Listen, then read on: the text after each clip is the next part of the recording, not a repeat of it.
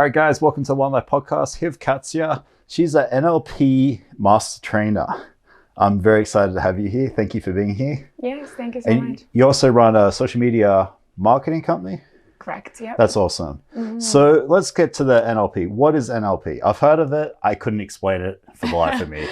Yeah, it's kind of a complex concept, but it's really comes down to, it's like a manual for our brains and how we process information and how we perceive and create our own reality. Perceive and create, I like the way you headed. Yeah, so it could be 5 same people who live in the same place, they work in the same place, they live in the same town, but their worlds are so drastically different. And that's because the way they perceive reality is very different. And is that environmental? Is that the way you grow up? Is that what you're being told? Yeah, so basically, in a nutshell, our mind consists of 2 minds, conscious and unconscious minds. Yep. Okay. And our conscious mind is only like 5% of the power, and then 95% is our unconscious mind, which is our values, our beliefs, our decisions, our reaction to things, and those are mostly unconscious. So yes, Gotcha. It's a lot of environmental factors. And they've been developed throughout time, right? Right, and so they serve as filters when we... Ooh, I like, filters being... That's a good way of putting it, isn't it? Yeah, it's like a lens when you look at your reality, and the things that you pick up is based on how you filter your experience. Gotcha. I like this already. I could see myself diving deep into this. Yeah, and the really cool way to explain this is on a daily basis, we're bombarded with information. And it says around 2 million bits per second is how much information is around us. And our brain are only capable to process about 126 bits out of 2 million bits. Wow, okay. And this 126 bits is different for everyone. So like my analogy that's simple that I use is, imagine a colorful river of straws, of 2 million straws, and every second we're only able to pick up 126 of the straws. Okay. And what's even crazier, the other person will pick up completely different set of straws. Gotcha, okay. And the way we perceive information goes through, we either generalize, distort, or delete. So an example of deletion would be, you're not aware of you wearing your shoes right now and how it feels, right? Unless I point it out, now you're paying attention to it. Okay. So your mind deletes that information when it's not important to you. When it's not relevant. Okay. When it's not relevant. I love this stuff already. This is so up my alley. Or like when you look for your keys, your keys are somewhere like visually there, but you delete that information, 20 hours of your day. But then when you look for your keys, then you're super focused on finding them, and that's when you find them. So it's like... So you're... Okay, I like that. So you're... The whole key analogy, you're directing towards life and your goals. Is that... Okay. So where do we start on this? This is like very foreign for me. I feel like there's a lot of things to cover. Yeah, so I would say... I kind of want you to take the lead on where you think we should start explaining this. Explaining, or you mean how do you focus your attention on? I mean, what I'm getting at is like, we kind of got an idea of what it is. How does somebody start to implement this? Is it phasing out? Like, how do you start on this? The way I started on this, I've been in self-development world. I've been always curious to learn what's out there, what's possible to do with our brains, because there's success leave cues, right? Clues. And you see some very successful people not going to college or being dropped out, but they have certain mindset or a certain way they do things. So NLP is really about studying the excellence and figure out how a certain person did. So for me, when I got into NLP, the very first step was awareness of my own things, such as values, my own meta programs, which meta programs is literally like, our brain is a computer, one of the most powerful computers out there. And meta programs is basically how we run our lives. So being aware of that, like how I react to certain things, what triggers me. And instead of thinking, oh, this outside of me has caused me to feel this way, I would go inward and be like, what is inside that is causing me to feel this way? So more going on inward versus blaming outside circumstance. Gotcha. And there is taking accountability, right? Exactly. And there is this cool concept in NLP, which is cause versus effect. So are you at cause or are you at effect? Okay. So what are most people? Like victim mentality and self-responsibility for So everything. would cause be victim mentality? Effect would be a victim mentality. Effect, okay. Because I'm at effect right now. Oh, she made me angry. Or I don't feel good today because I watched this news and, this made me feel blah, blah, blah, blah, blah. So that's being at effect. So it's going back to that, not necessarily what happens to you, but how you react and what happens to you. Correct. And the ability to go in and realize if someone yelled at me, why am I suddenly yelling at the next person? Or why did this make me upset? Right. And it's more so like emotional intelligence for me is you can still be emotional, like you process emotions, but it's the way how there's this little pause of time where there's a choice how you choose to react to a certain event in your life, and it's definitely something I have been working on in the beginning is manage my emotional response to things. And that's something you really got to be aware of, right? That's something I've developed through business, learning to stop, compress, take a couple of days if you need to, and don't act on emotion, because it never makes anything better. It always makes it worse. But you're going a whole deeper level of this, which I love. Yeah, and it has to do a lot with the reflection. And like in today's world, it's so on the go. It's such a hustle culture, like work, and there is little to no time for us to reflect because we're constantly bombarded with ideal image of how we should be, or we try to meet expectation of others, of our loved ones, our parents, and so on. And so there's really no time for us to reflect. And that's when the awareness comes in. And I know personally a lot of people that have a really hard time just being by themselves without being stimulated, without their phones. And that was once me. I could not spend time by myself. Now I love it. I think it's such a place where it's like the only place where you can actually dive inward and just be very comfortable being with yourself. I like where you're going, because this is something I'm personally working on myself, is to have me time and no audiobook, no music, no anything. And meditation's been one form of doing that. But how are you doing this, and how do you recommend people do this? Or is it just stopping and, hey, it's okay to not be talking and not be looking at something, not doing something, and actually be in your own head? Is that the starting point? I would say it might be different from many different people. Depends on how they prefer to do it. For me, like I said, it was really hard to just be on my own. And for me to feel that time or whatever, I just started to journal. And it was really hard for me to be like, what do I journal about? Like, what do I say, And I'm like, okay, it's gonna be simple as this. Like, how did my day go today? And how did I feel? Because when you write, your thoughts come down, like you slow down, and that's when you open that space where you create that space when you might get downloads and things like that. Meditation is great. I've been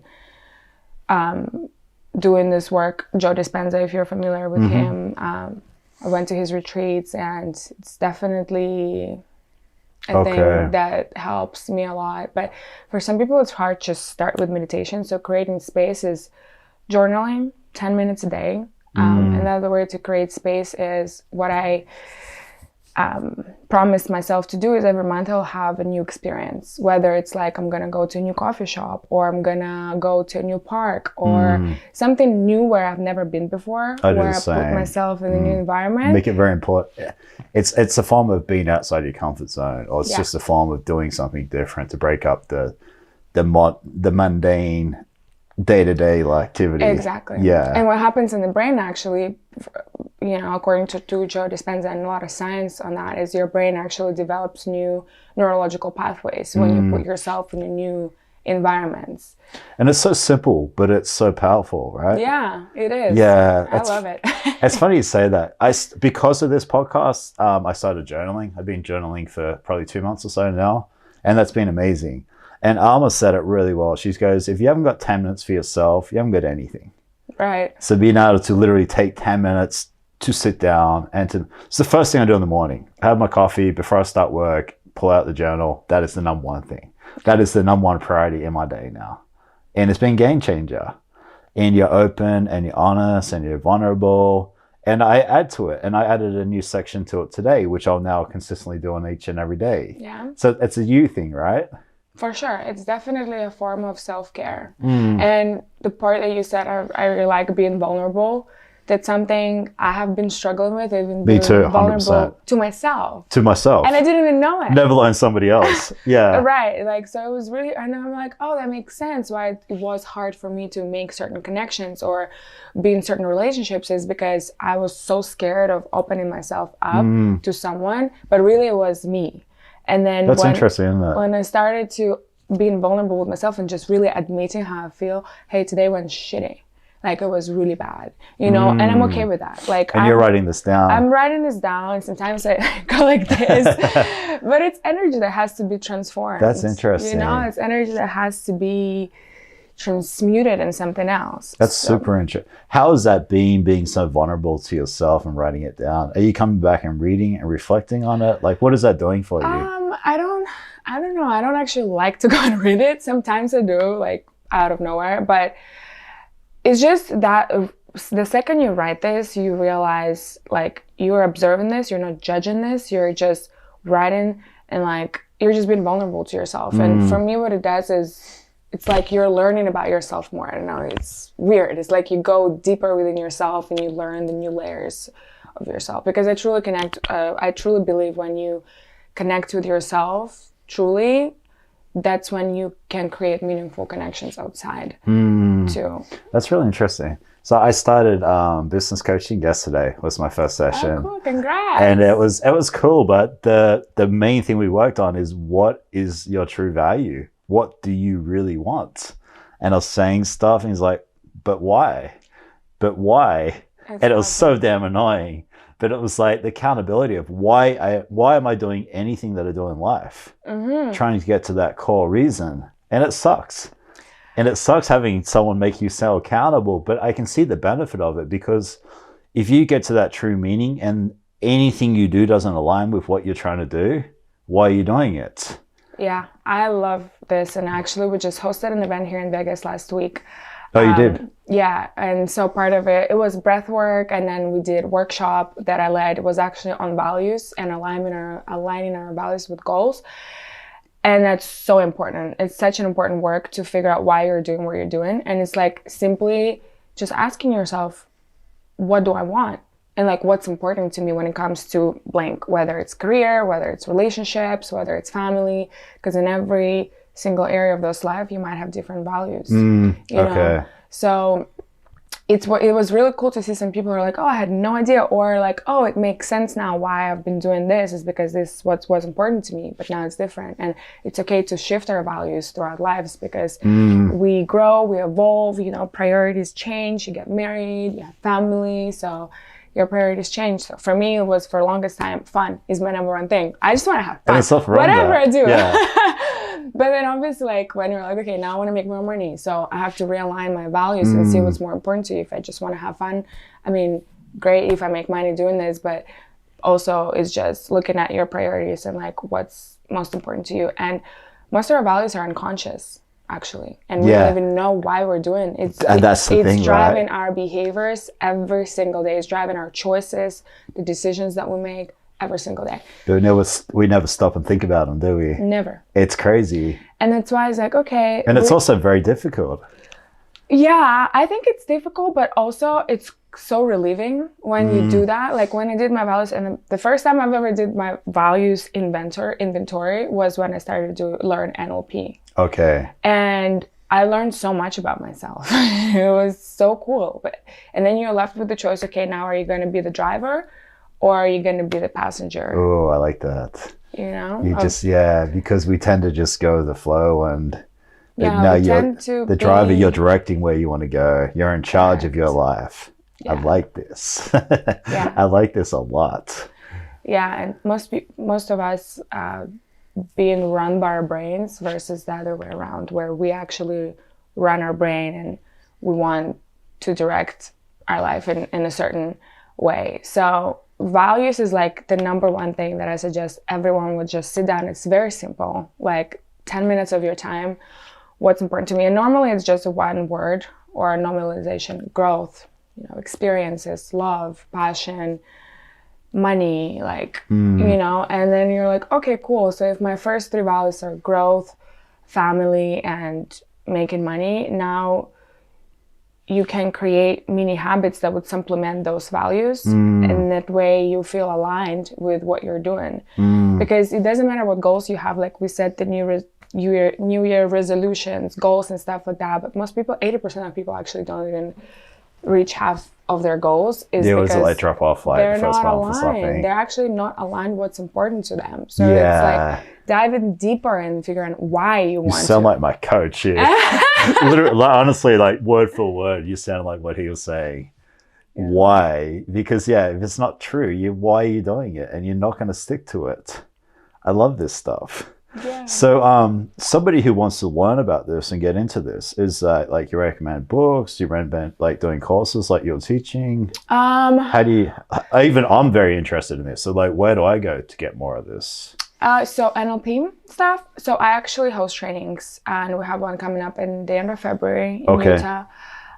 It's a NLP practitioner course where it's like the first step that you take basically into NLP. There's 3 main levels. That's where you learn a lot about yourself. That's where you learn where you suppress your emotions and things like that. As far as books, I recommend everyone read a book, Becoming Supernatural by Joe Dispenza. Becoming Supernatural. Yeah. Okay. That's where I finally, because I'm very I don't want to say skeptical, but I want to know the science behind, is this actually true? The vibration and all that stuff. You know, to critically think for yourself. Right. Yeah. And in that book, he perfectly explains with the science, our vibration and frequencies levels and how it affects our wellness, and what thoughts, what mental movies do you play in your mind? Because if you still haven't if you still haven't let go some of the trauma, and when you keep thinking about it, literally produce the chemicals as you're in the trauma right now. And so it's just torturing ourselves. And we're doing this without even thinking about it. And so a lot of the time we spend in the past being depressed about something, or we spend so much time in the future when it still haven't happened. So it's being present right now, and what do you want to create from this space? How do you stay present? Because that's something I'm aware of, something I work on a daily basis. But it's you're either depressed in the past and you're regretful, or you're anxious about what's in the future. Yeah, so for sure, it's a great question. Obviously we all have been through difficult things in life, and sometimes we keep replaying that in our heads. So the step 1 is, first of all, being aware of your thoughts, what comes in. Okay. Yeah? Then why am I ashamed of this? Why am I correct? Why do I feel guilty, or why do I feel angry or sad? Gotcha. And then, do you think a lot of people if they cheated or they did something wrong, they hold that as their identity? 100%. Okay. It 100% shapes who you are, and it doesn't need to. What you're getting at? And you're basically what you're saying. It doesn't need to. You can change your life. No, I don't want to say whether you need to do it or not. Some people are very comfortable in that, and they actually have that as their part of their story. And while neuro-linguistic programming, there is a linguistic, which means language. Yep. So the language that you use to create meaning for yourself. So if you meet somebody and one of the first things is say, oh yeah, I've been through this, and my partner cheated on me, and blah, blah, blah. So that's becoming part of your identity and your story. And you're forced basically to fit that identity, if that makes sense. That's powerful. So it's how do we create ourselves actually and reinvent ourselves? When we embark on new experiences. Oh, I love that. And not getting caught up in that old story and that old identity and that old blueprint. Exactly. Ooh, I like this. I think there is every day a chance that you can reinvent yourself. Reinvent. Yeah. So people getting caught up in past drama, things are done, things that think they're going to shape them forever. And then you're coming in and you're creating a new language for yourself, creating a new identity. Yeah. And the way you do that is reframing is a big part of NLP also. And you can do it with yourself on a daily basis. Maybe your friends do it for you when you don't even know it, when they're trying to lift you up. But basically that experience happened for you, first of all, not to you. It happened for you. And which is a hard pill. That's a hard pill to swallow. Pill, yeah, for sure. But I get what you're getting at, because that's what shaped you. Right. That's what made you stronger. That's what made you resilient. Exactly. So like for me, the reframing of all the experiences that happened to me, the good and the bad, I'm actually so intensely grateful that it happened, because it has literally shaped me the person I am today. All the bad experience, all the bullying in school and all that stuff, it created the resilience in me, right? So when I look at the past negative experience, I would just reframe it. Okay, this happened for me, first of all. And second of all, what did I learn from this? I love this stuff. What did I learn? That's so hard Instead to say. of like, oh my gosh, this made me feel this. That's why I'm weaker. That's why I'm shy. That's why I'm this. No. You ask yourself, what did it actually do for me? And you start looking through a different lens completely. I went through like hell with my ex and a different country by myself and all this. So there's two things come to mind that made me resilient, made me the person I am today. It's made me so strong. But also talking about it is also like shaping me in a bad way. So I need to like, not that I do talk about it, but I need to know not to talk about it at all. Yeah, and be thankful that that happened. I can still talk about it, but say, oh, I'm actually really grateful for that experience. Yeah. Okay, that's a good way of putting it. That's powerful stuff. Then you just change a whole, like, literal energy around you, and your energy field is like you're uplifted now. And there's a whole nother topic when you have uplifted energy, and that's when you attract things that you want. You become a magnet when you operate from places of gratefulness and gratitude. Really love this. Yeah. Keep. I'm not even sure what to ask you. Like, keep going on this. I love this. See, re-identifying is like creating a new identity. Creating a new identity. What do you want to go on? Like energy and manifestation. Yeah. And things like that. And also too, I'm guessing the environment, people you hang out with, is also going to be. Yeah, a big part of definitely. this. I mean, everyone knows you are the product of the five closest people, friends, yeah, that you surround yourself with, and that's something that I had to change too, and I saw how it actually works, and it makes sense. But also part of the workshop that we did last week about values is when you finally know what's important to you, then you can consciously make the decisions. Who do I want to surround myself with? And now you put yourself in the room with people who fit in your value set, and that's when magical things happen. That's when the partnerships happen. That's when the meaningful conversations start.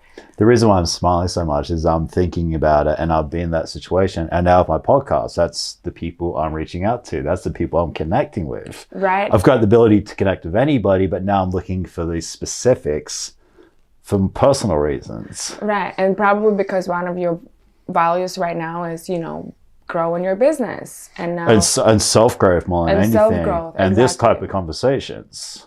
So this is a perfect example of how you surround yourself with people that contribute to your growth. Right? Yeah, and literally seek those people out and bring those people to yourself. Yeah. That's amazing.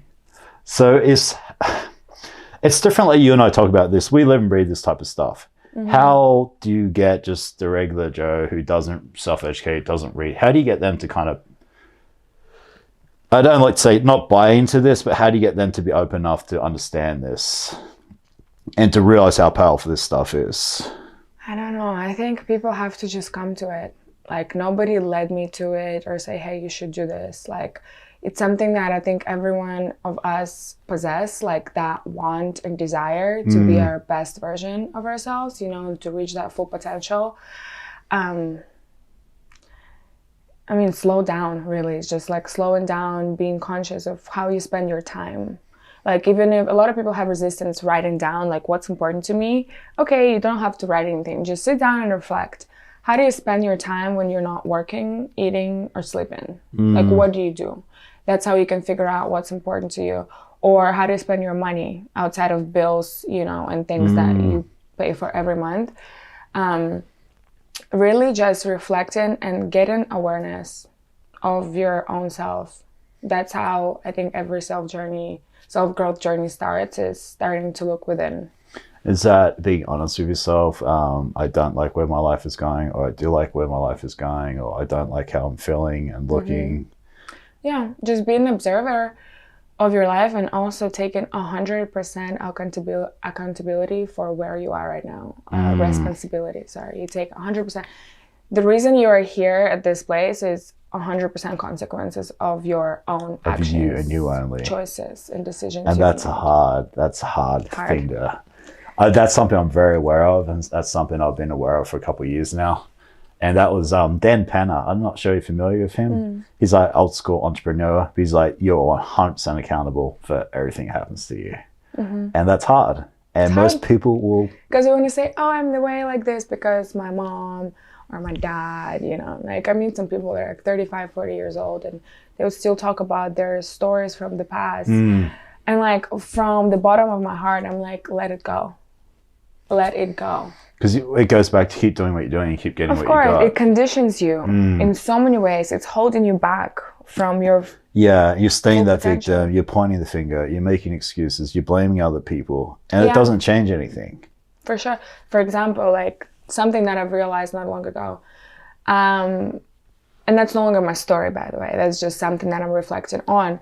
But like when I was growing up, I've had a beautiful family. My parents are still together, but my dad never really showed me affection, or he never really told me, I'm proud of you, you know? But even though he showed me love in so many different ways, and I love my dad so much, but I was seeking that validation for so long. Like I was in bachelor's, you know, I came to America, I learned the language, I did all these things, like I graduated, then I got scholarship for my master's, you know, and I was studying, I was doing all the things, and I was like hosting events, and then I realized like all I wanted is just to get that I'm proud of you from my dad. That's interesting. And then I also realized that's what I was seeking from my relationships also, unconsciously. And I was so unhappy and so unfulfilled inside like myself. With dating and stuff. Yeah, because I just wanted that, you know, and I'm like, didn't have that. And I had that story for so many years in my head. And then once I started to get into NLP work, I got so clear and crystal aware of what is the shit that has been running in my head for a really long time. And when I just reframed it, and I'm like, look, my dad also grew up in a certain circumstance, for sure harder than mine. He didn't have a dad. He, you know, was 90s, USSR. It was really, really hard. Yeah, just ground from Russia, full stop. Yeah. Yeah, so he probably went through a lot of trauma that I don't even know. Probably he doesn't even know about, because he doesn't do this kind of work. So, and that just gave me such an awareness. I'm like, I actually love my dad, like for who he is and the way, you know, I was brought up, and I let it go. It gave me so much relief, and I love him more than ever. Like it's just created, I don't know what it did, but something inside had to change in me. Like something had to shift, and that's when I'm like, it's possible to let go. And people are like, but how do you let go? Like technically, like I can't explain it. It's something that you just have to become so aware of, but also understand that how is it holding you back? So for me, it was, okay, first, I'm aware of this. Second, this is holding me back from having a great relationship, or just be happy with myself. Be like, I'm proud of myself. I love myself. Like, I'm so proud of myself, how far I've come, you know? And I just stopped seeking that from that, and everything changed. That's crazy. So every time I see someone and like they say, I'm obviously like, I'm very, you know, listen to them, and then if they're open to it, I don't know, hey, this is possible. This is the direction. So stopping, reflecting, finding your why, going internally, being honest and vulnerable with yourself, and then realizing you don't need to get tied up in that story that you're telling yourself, and you can change your story, you can change your identity, and then you can move on. Every day. That's crazy. Yeah. And one of the things too about it, because people say, yeah, like you can wake up and create your new reality and stuff like that. But then if you're doing the same thing every day, if you're hanging out with the same people, if you're having the same conversation, if you're gossiping with the same people, you know, if you're looking the same TV programs, it'll be hard for your unconscious mind to actually align with what you want to change, is because you keep doing the same thing. So it's again going back into your unconscious mind and seeing what's important to you and how can you align that new version of yourself with behaviors on a daily basis. Could you give me an example of that? Like how somebody would get stuck and what they could change to make a dramatic difference? Okay, can you like, I mean, are you talking maybe somebody who's like, hey, I want to lose weight and get healthier, but they keep hanging around the people who don't exercise and don't eat well? Yeah, that's a great. So you would say like go join a class or find like different friends and influence. For sure. Okay. Or like, want to start my own business. I've been stuck in a corporate job and it's not really serving me. It's not filling my soul or whatever. And then you want to make that change, but then you hang out with people who are so systematic and they want to be in that system. They want to be safe. They're like, oh my gosh, no, don't go there. And it could be our parents. It could be our really close friends. A lot of time it is the parents, right? Yeah. A lot of the time it's actually our really close people. And that's because they care about you and they want the best for you. Right. But, and they also project their own fears. Limited beliefs and fears and lack of experience in certain things. For sure. And that's why it's important to, because you can't really cut out your family. I mean, some people do that, but I think it could be traumatic for either side. But what you can do is consciously make the decision, okay, now I have a strategy on how I'm going to go about this. I'm not going to talk about certain things with my family. That's what I was going to say. You learn to have what conversations with what people. And that's something I've learned. I know what to talk about with certain people. Right. You limit your time, spending setting with boundaries your too, right? Boundaries is a huge thing for self-growth, for sure. So learning to what conversations to have with what people at the amount of time you spend with those people and setting boundaries by doing so. Yeah. And then realizing where you want to be and what type of people you need to surround yourself with. Yeah, if you want to start a business, you're not going to like hang out with your workmates. Right. You need to start doing network events or whatever courses, it is. Learn new skill, and that could be something as simple as, you bought or you got a free course and you're like 30 minutes a day, I'm going to learn this new skill. Like 30 minutes a day is nothing. Like you can have that. But it adds up. It adds up for sure. It totally adds up. 100%. But then it's also our accountability. So the small wins is so important, like, because we set the big goals, do this. But then what we can do, because when we set a big goal, it seems so far away. Yeah.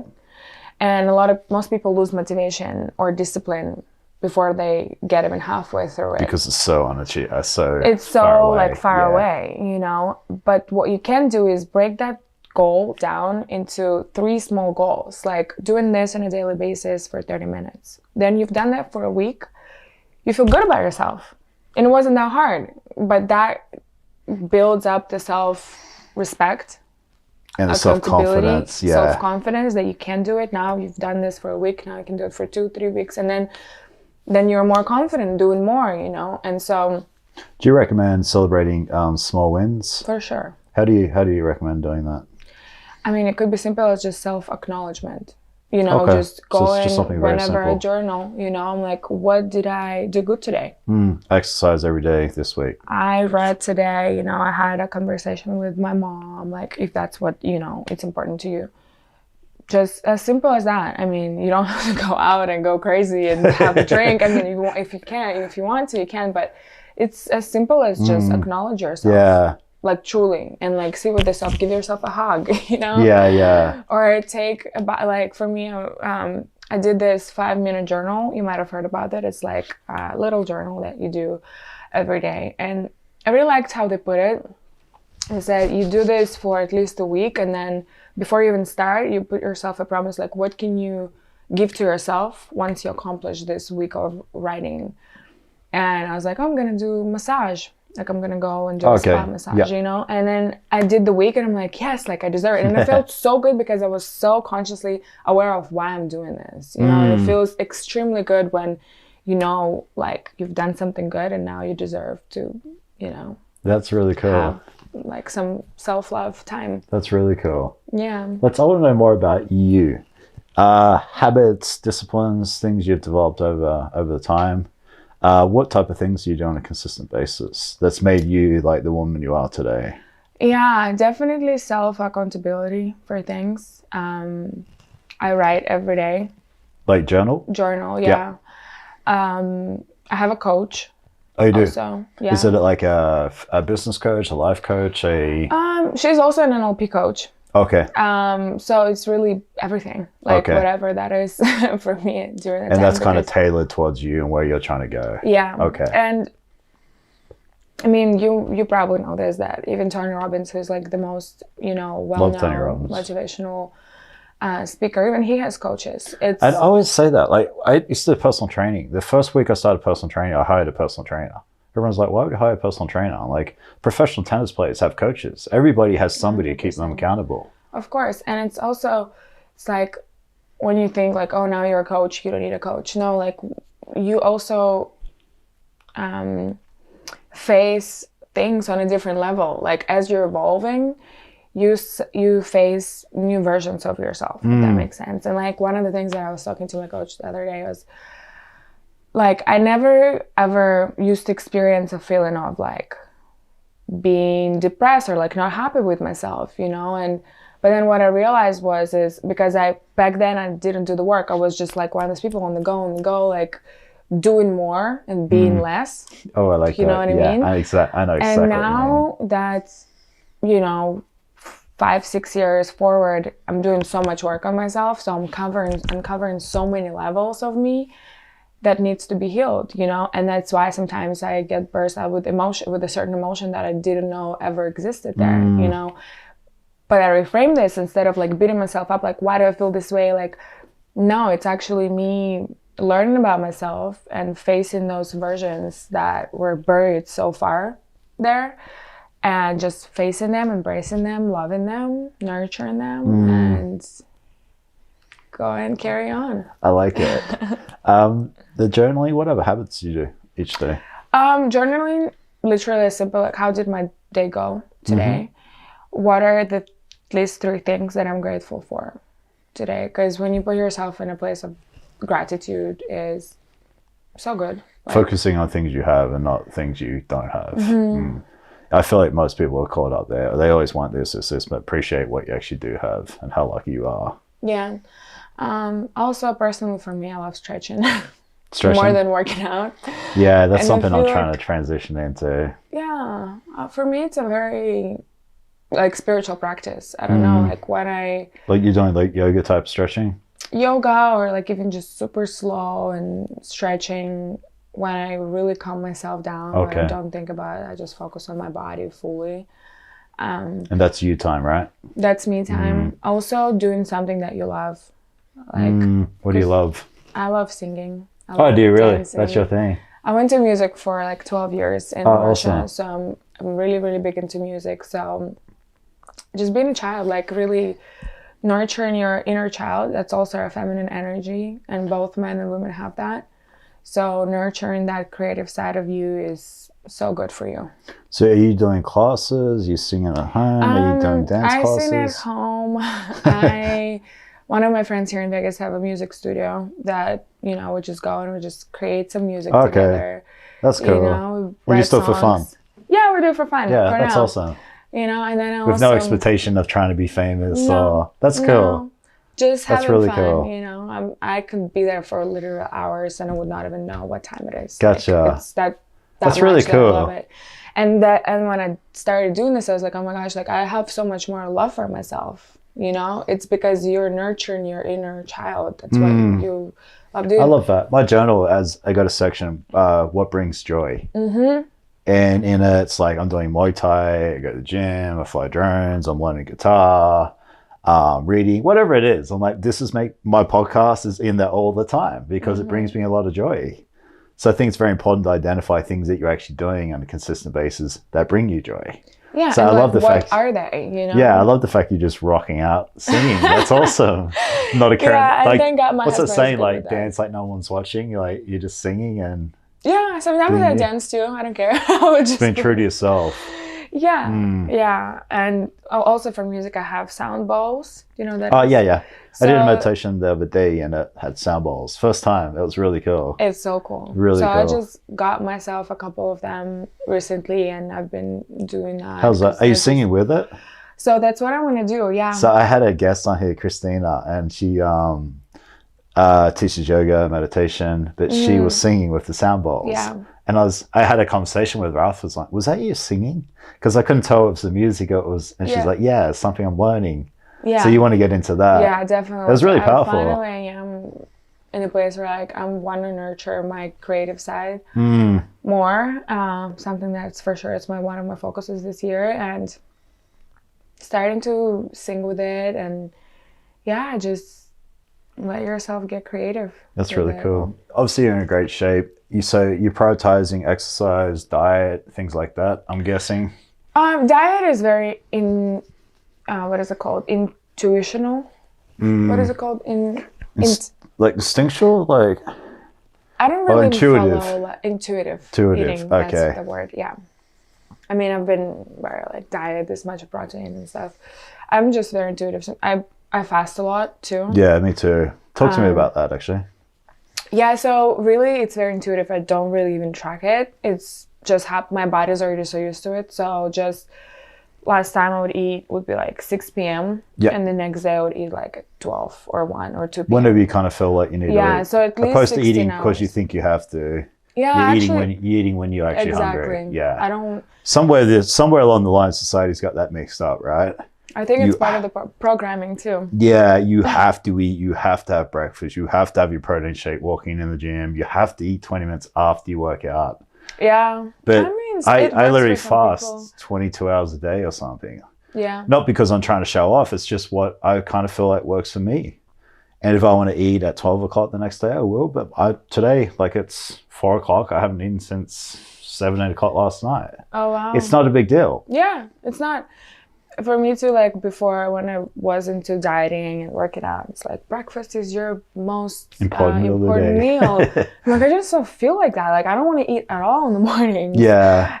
I don't know. And it works with my metabolism. It's like so on time and on point every time. So how old are you now? If you're not mind me asking. 27. 27. Yeah, that's the thing. Like I'm 43 now. It's like it's doing the 6 meals, worrying about eating all the time. It's not living. Yeah, I know. You're living to eat. Right. And it sucks. And now I eat when I want, and I've never been more free, and I've never felt better. It's never been easier. Yeah, totally. And for health too, like one of the discoveries for me this year and last year were that we're being basically poisoned from our environment from so many different ways, from our foods, from air, from our cosmetics, from all the products that we use, and being really conscious about it is what I highly recommend. How long have you been in America for? 10 years. Okay, so you can relate. The food and the quality here is awful compared to other countries. Yeah. And I'm guessing Russia's probably got higher standards and more regulations than America does. Because Australia definitely does. Yeah. And like you said, everything is really bad here.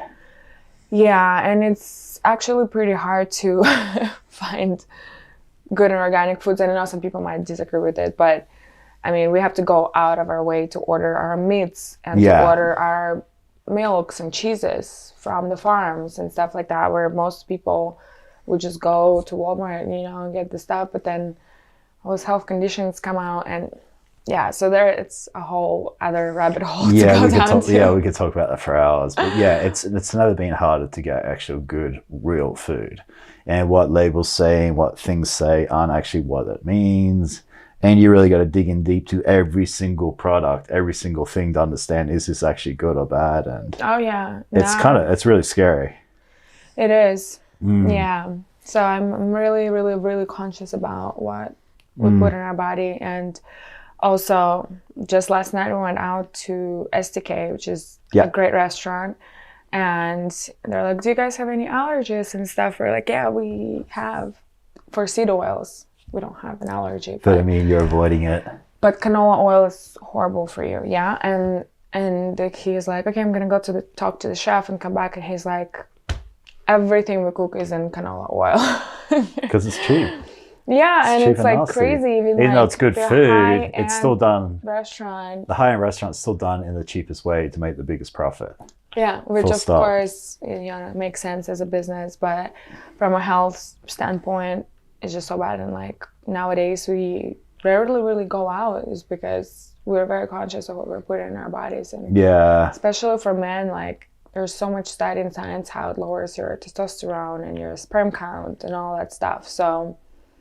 Yeah, it's definitely. Yeah, what is it like? Testosterone, like sperm count, is down like 5 times lower than it used to be like 20, 30 years ago. Yeah. Something ridiculous. Yeah. And it's projected to be 0 by 2045. Is it really? And that's just diet? That's what you put, what you expose yourself to. That's crazy. That's kind of scary, isn't it? So wearing your phone in your pocket, eating the seed oils, drinking from plastic bottles, cooking in a Teflon pans. Like there's so much I can send you. Lack of exercise, all this. Lack of exercise. But even when you're not like doing anything, when you're just being a normal consumer, it's like 80% of the stuff is designed. That's interesting. To make money out of you, and you have to go to the doctor, unfortunately. There's so much we can talk about there. I want to do you cold therapy, hormesis, like things that make you uncomfortable? Do you do anything like that? Like saunas, cold plunges? Definitely cold plunge is one of my favorite things. Oh, really? Yeah. Nice. So you and your husband both do it? Yeah, I mean, I think I'm more her, because the way I grew up was actually pretty funny, is... Well, you grew up in Russia too. You're used to the cold. So it's weird, but that's what we used to do every morning. Oh, really? And my family just did that. Like, just went swimming? We went, in the winter, we had our lake house, which is also like our winter house too sometimes. And my parents would do it every morning. They would just go and put themselves in like really, really cold water outside. Oh, really? And we would just do it, like my mom, my dad, and my brother, and I, and we just have like pictures of it. It was so funny. Yeah, so I've What's the reason behind it? I don't know. We were just following what our parents were doing. Yeah, so we had no idea. But so obviously now I know all the benefits from it. Yeah. I feel like it built a lot of mental resilience. So much. For sure. I fight it every single day, why I don't want to do it and why I don't need to do it. Every single day. Yeah. And that's why I do it. It's so mental. And I think when we were kids, we had no idea. We were just literally just copying, just wanted to be cool as our parents. But now it makes a lot of sense. And now it's harder to do because, I don't know, you're older and like before we didn't used to have any kind of thoughts why we're just doing it. But now, I mean, I love doing this. And every time I go, I try to beat myself what I did more, not beat myself, but break a record for myself. So how do you do it? Have you got a pool? Have you got a... So, what's your setup? Actually, Alma is our friend. So she hosts those little events. Then we don't have a cold plunge in our home yet, but our neighbor does. Oh, nice. So we sometimes go to them. Whenever I have an opportunity, I do it. Like whenever I see it, if we go to like a gym and then there is a cold plunge, definitely do that. So if it's available, you're diving in. Yeah. I got one on my balcony. I do every day now. Oh, really? Yeah, cool. I'll show you afterwards. Nice. But yeah, every day now. I've been doing cold showers for 6 years, but now the cold plunges because I found a way of doing it every day. Oh, yeah. It's a big difference, It's now a habit, and it's a big difference, and it sucks. but I love it. I love it so much. Yeah. So you do like the fitness, the nutrition, the cold plunges, your journaling, meditation, anything like that? Meditations every day. So when do you do that? When do you fit all this in too? So I probably should be more systematic about it, but I just, as long as I do it once a day, I'm okay with that. Sometimes I do it in the morning. Sometimes I do it right before I go to bed. Sometimes I do it right in the middle of my day when I feel like I need to like slow down or, you know, something is going on in my head and I just need to slow down. That's when I will do it. So yeah, and I do all kinds of different meditations. I do sometimes 15 minutes meditations, just like gratitude, or I do more intense one that are like an hour, 30 minutes. Okay. Most of them are guided, so it's easier for your mind to follow the instructions. So yeah, meditation is a big part. How did you get into social media, the social media business? Yeah, so I got into it when I was in my bachelor's, when I was living in Florida. I was maybe like 21, and I started to working with my mentor. She has just started her social media agency, and then so you had a mentor at 21. Yeah, that's amazing. Just to touch on that, what made you get a mentor at 21? That's like phenomenal. I don't know, just wanting more for myself. That's awesome. The fact you did that for yourself at that age is crazy. And I'm so grateful. I feel like things that came my way just happened for me. Like, it's not like, you know, I was like seeking it out, but the way it happens now that I'm looking back at it, it's like crazy. Like, yeah, and that was the thing when I met her. I had no idea what she's doing, and actually I invited her to be a speaker at our conference that we were hosting. So I had no intention of like getting to know her on a personal level or anything, but we did connect, and I was just like, oh my gosh, like I want to be connected with her. Like I love where she's at in life. I love how she thinks, and you know, and I just genuinely wanted to learn more, you know, of her. And then she offered me be a part of her agency, and then I became a content marketing director in her company. And so I've been working for about 4 years, and I just recently embarked on my own journey. But that's how I got into it. That's where I learned a lot of it. And I was also, while I was doing this, I was investing a lot in the skills of email marketing and social media marketing. Okay. So, do you enjoy it? Yeah. Yeah. Definitely. I mean, something that I want to make it more passive, so where people can take over. Yeah, absolutely. Start outsourcing.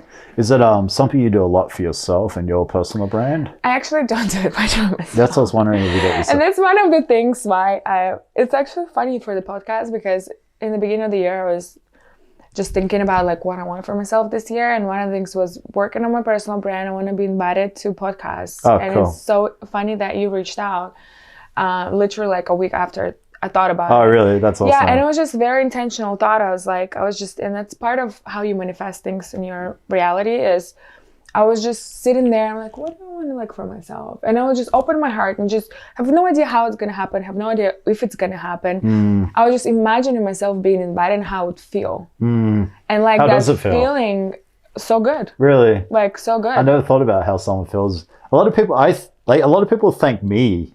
For sure. And I'm always like, it always throws me off guard, because I'm like, I'm so thankful that people trust me and feel comfortable to come talk to me. It's mutual. And the things they share with me, it's like, but yeah, it's good to hear that. Yeah, definitely. So thank you. That's awesome. Thank you too. And it feels amazing, you know. And when you reached out, I was like, oh my gosh, like that's just a confirmation of when you put something out there, an intention with a good attached emotion, that's when you start to draw things to your, you know, in That's your reality. interesting.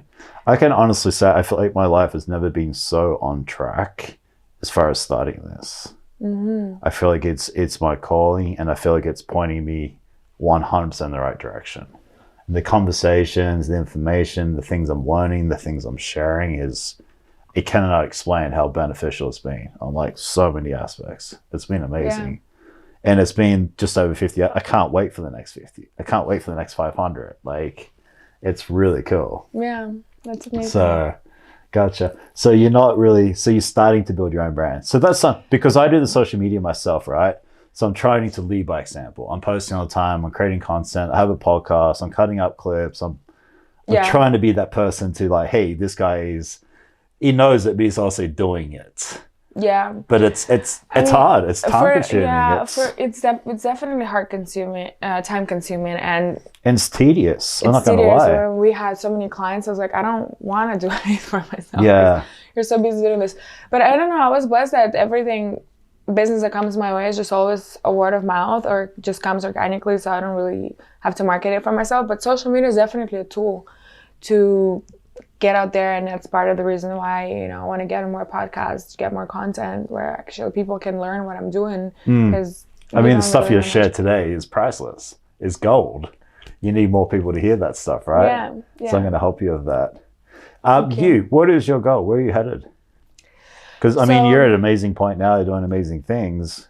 What's the next step? Yeah, definitely work on my personal brand more and create intentional content. Why is that? I'm actually curious now. Like, why do you want to build that personal brand?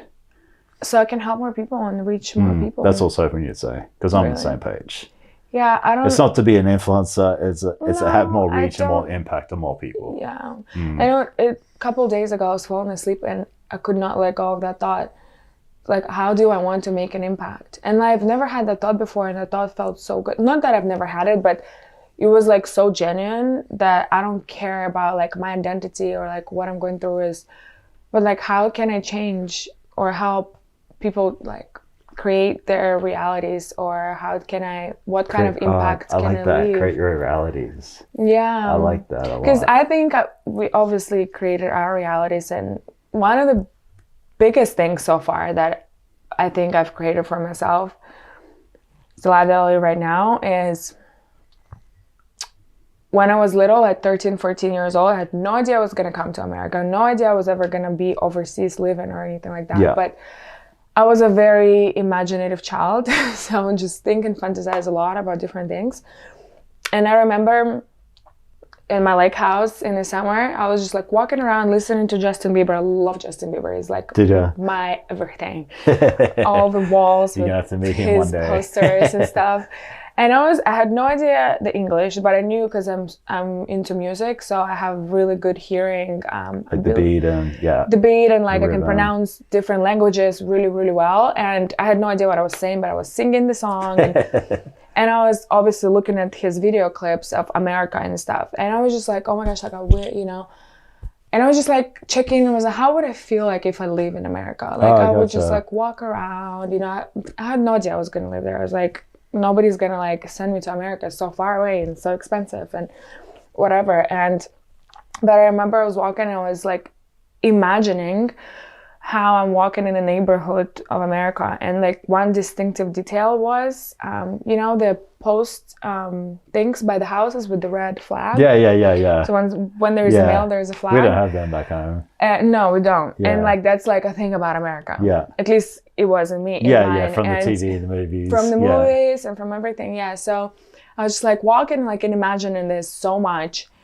And just really playing around, just feeling as I am there, And then 10 years pass by. Like I find myself in Boston when I just went to learn English. It was not my intention to move or anything.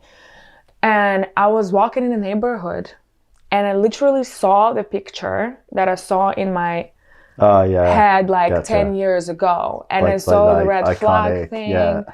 And I just like had tears coming down. I was like, wow, like it came out the way like exactly that's interesting. I was envisioning this. And I had no idea what manifestation was, like no clue, but that's what curiosity is, what creates that kind of field that you get into. And so it's like, okay, I didn't even know how it worked, but I know it works. So like when I really, and that's one of the things about podcasts, when I was just on the mountain and I was thinking like, I really want to feel like this. And I was just like imagining this, I'm being invited for interviews and stuff. Then it happens. And I was like, there's confirmations all the time that happens. So that's like one of the biggest things that I think I created for myself is actually getting here and looking at my astrological chart. Someone told me you're meant to live overseas, which I am. And I'm like, okay, I'm living my purpose and I'm living my journey. So, yeah, just being curious. It's actually super cool. I like that a lot. Curious and imagining, like, how do you want to feel? Strip away from your identity, where you live, how you live. Just feel what you want to feel when you get there. And then somehow universe will arrange it for you. I love that. So you live your life for you. You're doing 100% you. You're all in. You're not worrying about anybody else, other people's opinions. How do you get to that state? Because I feel like most people are caught up on other people's opinions. You mentioned the parents, friends, people holding you back. How do you get true to yourself, live with no regrets? Okay, so... You know where I'm kind of coming from, right? Yeah. So I would say first step would be becoming self-aware what you have been through up until right now. What did you learn from it? Becoming aware of what's important to you and why you're doing something that you're doing, whether there needs to be some changes. Here and there you'll catch yourself, in comparing yourself and things like that. Like those things happen, but really coming down to yourself and just asking yourself, what do I desire? Like, what's important to me? And is it funny that it's so important that you're not worried what anyone else thinks? You know what I mean? Like, hey, this is what I really want. I'm going to do it for myself. And if people don't align with that, I'm just gonna. Yeah, I go like this. Like, I've been in my stages of my life where I would act like I'm supposed to act so I can please people, and I would show up like I was the life of every party, and like I would give, but I would never question myself, like what is important to me, like why I'm doing something. So to me, it's perfect. Like if people don't align with me, it's actually great because then I filter them out. Like I don't waste your time and they don't waste my time, you know? So just being authentic. So as soon as you can find your true why and your true purpose, it's going to be easier. Yeah. And I don't know. I don't know if I found my purpose yet. Like I feel like I'm being purposely guided. Okay. But it's always pivoting, like you said, right? Yeah.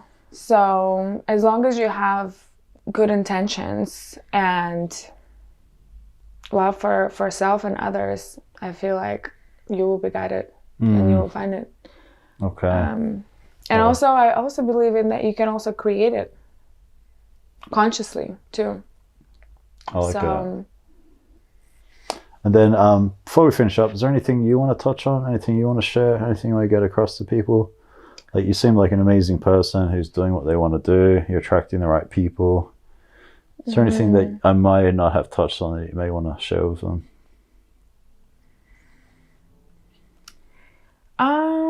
One of the things when we talked about consciously making choices too, I forgot to mention is there's a really cool saying, your conscious mind is a goal setter and your unconscious mind is a goal getter. Ooh, I like that. So before you set a goal, really dive into your values, your beliefs about self or others. Because no matter what goals you set, if you're subconsciously don't believe in yourself or you have way different values from what your goals are, then no matter how hard you try, you just won't get there. So I like that saying a lot because now I'm very conscious, like when I put a goal, but does this really align with what I am feeling, how I'm feeling about the world? I like that. I like that a lot. What's your thoughts on following passion too, opposed to like money? Do it. Do you feel like passion should be number one? Passion in what you do? I think so. Obviously, you're very passionate about what you do. Yeah, I would say I'm a passionate person. I am a big believer in that.